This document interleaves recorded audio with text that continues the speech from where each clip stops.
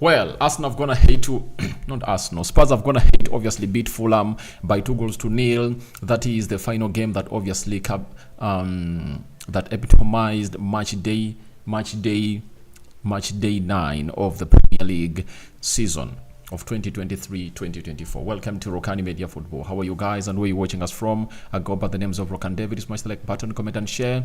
If you're totally watching us for the very first time, endeavor to subscribe to this channel so as not to miss out on stories that we do upload in here on a daily. And it's really one of those moments that people that support Arsenal will never love, because Arsenal will never like to see Spurs ahead of them. But this season, with Ange Postecoglou coming in through as their new manager, they're obviously looking good and they're obviously performing better.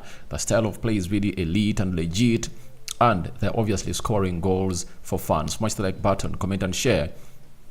If you're totally watching us for the very first time, endeavor to subscribe to this channel so as not to miss out on stories that we do upload in here on a daily. And it has been James Maddison and Son Heung-min who obviously were on target and the first half ended 1-0 in favor of Tottenham Hotspur. And guess who was on target? It was Son Heung-min, who went ahead to obviously pull out a very good curling effort, and it obviously went into the back of the net as you see it there onto your screen. That's how Son Heung-min really curled that ball into the back of the net, and it was an interception made by Richarlison, and Richarlison found himself really finding Son Heung-min, and Son Heung-min hit that ball as you see it there. It obviously went into the far left of the goal, and guess what?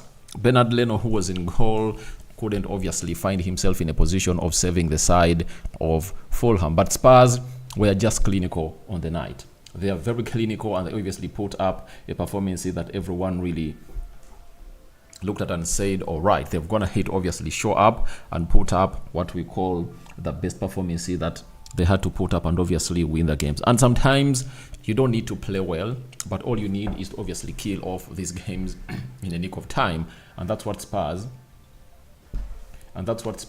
went ahead to do. Play well. And that's what Spurs went ahead to do, and in so doing, they obviously got themselves that accolade and they obviously won it, and they're now on top of the table. Now, the first half ended 1-0, and in the second half, James Maddison went ahead to capitalize onto that chance that I think it was Son Heung-min that played him in, and he obviously put it past Bernard Leno, and Bernard Leno was left on the ground, and James Maddison went ahead to pass that ball between the goalkeeper and the goal, and it obviously went into the back of the net to make it 2-0 for the club of Tottenham Hotspur. And Spurs really had some good moments in the game, and they really deserved to obviously take on this win to the next level. But the win they've gone ahead to get today puts them on top of the table, and it really shows you how good they are and how the table is really taking shape. I told you that the table usually takes shape after the 10th game, but we now know that if Spurs continues to win its game, match day number 10, then it's going to be on top of the table after the first 10 games played.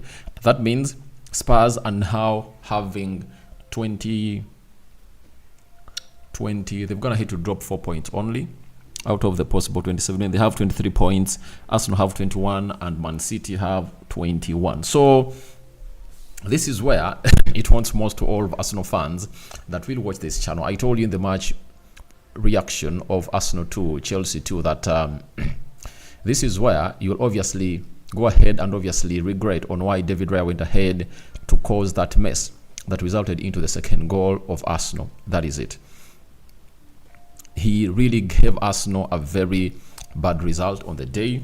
A draw, 2-2 coming from behind is really good, but you just have to look at how you conceded the second goal. That is the most important bit of it all, because Arsenal would have gone ahead to do better and really kill off this game. But David Raya costed the side of Arsenal. And I would like to let you know that this game has always gone ahead to obviously go on as planned for Ange Postecoglou, and Fulham put up resistance, but they couldn't obviously go past this team. The team was really at home, and they really killed off that game. Even without Yefis Besuma, they really looked a threat. When you look at the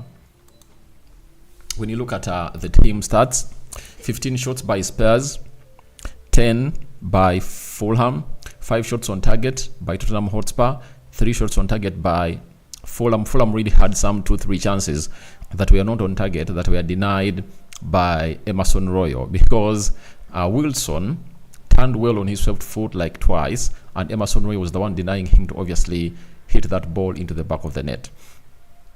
Then 56% ball possession by Spurs. Fulham had 44%.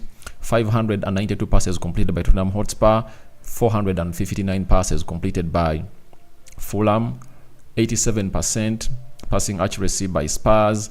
Fulham had 84% passing accuracy. 10 fouls by Spurs and 14 by Tottenham Hotspur. 2 yellow cards to Spurs, 0 to Fulham. I think Paulinho was really lucky because he never really got himself a booking on the day because of how he went ahead and obviously put up his fouls at the beginning of the game. But he controlled himself better and he found out some good line breaking passes that the forwards of Fulham couldn't obviously capitalize on. Then 0 red cards to both sides, 4 offsides to Spurs and 6 offsides to Fulham. 3 corners by Spurs and 5 by Fulham. That is it. And now this is how the table has gone ahead to obviously take shape. Tottenham 23 points first, Man City 21 points tied with Arsenal, but Man City have gone ahead to score more 2 goals and they're having a good difference of 12. Anderson having a good difference of 10. Liverpool is having 20 points. Aston Villa is having 19 points. Newcastle is having 16. Brighton is really having 16. Man United are having 15. West Ham are having 14. Chelsea are 10th with 12 points. That is how the table is obviously standing. And it's obviously looking like it's trying to take shape and teams are really going to tussle it a lot. I think this might be one of the most competitive games that we are obviously going to see in the history of Premier League football, because people have always been talking about how you're supposed to really click 90 points to obviously become the winner of the league. But this time round, 9 games played, those are 27 points, and the team that has gone ahead to top has gone ahead to drop 4 of those. Arsenal and City have gone ahead to drop 6 of those. Liverpool has gone ahead to drop 7 of those. So in the remaining games, 29 games, we wait to see how many points can this team raise, because 29 games times 3, that is 7, it's 87 points. Now, how many out of the 87 points remaining can these teams obviously collect?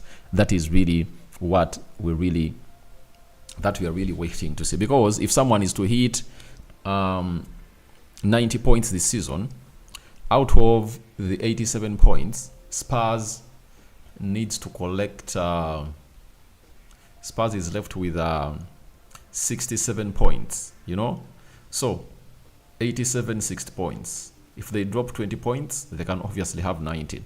For Arsenal and Man City, they are left with 69 points. So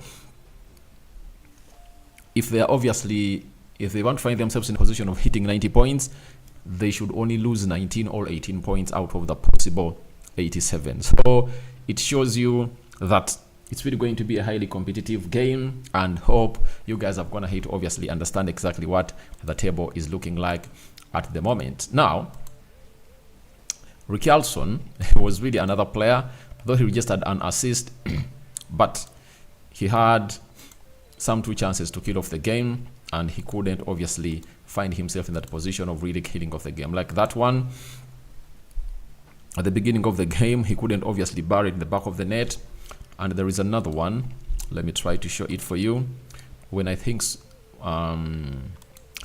was Kulusevski, right? Kulusevski gave him a ball in that position, and he went in with an instant hit. Now, if you go in with an instant hit and that ball is on target, all goes in the back of the net, everyone will say the man has gone ahead to obviously try.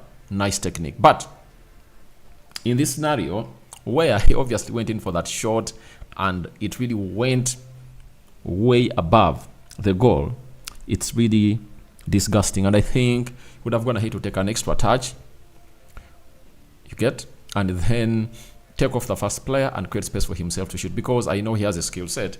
Around here, you get this ball, you had space here and here, so he could chop to this side or the other side towards the byline and obviously find himself in a position of really hitting that ball into the back of them. So that is Richarlison for you, and costing himself on another day with another goal. But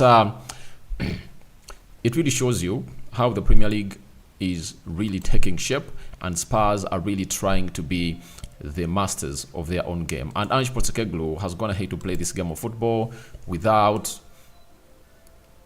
Yefis Bissouma. I know they are missing him, but I think he's going to return when they are playing Crystal Palace on the weekend. Now, when you look at Spurs, they are really going to go into the weekend when they're on top, and if they win against Crystal Palace, they'll be how many points clear ahead of Arsenal and City? They'll be 5 points ahead of Arsenal and City. They are playing Crystal Palace away from home, another London derby. They are coming in a consecutive sense, because even Tottenham versus Fulham is a London derby, and Crystal Palace versus Fulham Hotspur is also a London derby. They are coming one after the other, and it's really hard, because even after playing Crystal Palace, they're going to play Chelsea at their stadium, and it's another London derby. So they're going to play three London derbies in a row, but we don't know how they're obviously going to find themselves, either winning it or losing it. And they're obviously left with the Wolverhampton game before we go international break. That means they're left with 3 games: Crystal Palace away, Chelsea at home, and Wolverhampton Wanderers away from home. That is Tottenham Hotspur for you. And then we'll return after the international break on the 26th. They'll be playing or hosting Aston Villa. Then they will play away at Man City. Tottenham Hotspur against West Ham. Then they host Newcastle. Then Nottingham Forest and Everton. So that's how their team is really looking, and I think those will be the first 19 games of the season for Spurs, and I think they have the edge to obviously continue doing better and really throwing away the threats coming in from Arsenal and Manchester City. But this looks like it's going to be a 3-horse race for the trophy. As we always gone ahead and really said about it, it's not going to be a 2-horse race like it did. It might even go to 4 teams, because if Liverpool is serious about it, and Spurs, obviously they have to join the likes of Arsenal and Manchester City to take this to the next level. So guys, thank you very much for watching through. That's what I had for you. All I had was to obviously come in here and really let you know about the result of Spurs and Fulham, and how they've gone ahead obviously go on top of the table with 2 points ahead of Arsenal and Manchester City. May the living to God bless you abundantly.